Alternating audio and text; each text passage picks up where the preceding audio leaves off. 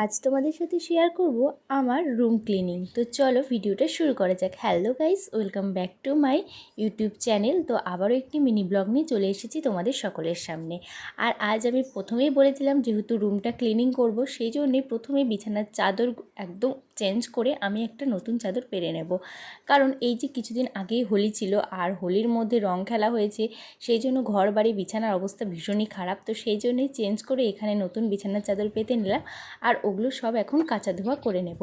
আর তোমাদের রং খেলা কেমন কাটলো সেটা কিন্তু অবশ্যই কমেন্ট করে জানাও।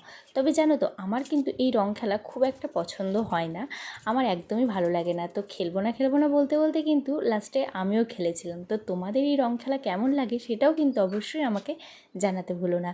আর দেখো, আমার কাচা ধোয়া স্নান সব কমপ্লিট। এবার এগুলো গিয়ে মেলে দেবো তাড়াতাড়ি, তাহলে তাড়াতাড়ি শুকিয়ে যাবে। তো এই ছিল আজকের মিনি ব্লগ। তোমাদের কেমন লাগলো জানিও। আবার দেখাবে অন্য কোনো ব্লগে। বাই।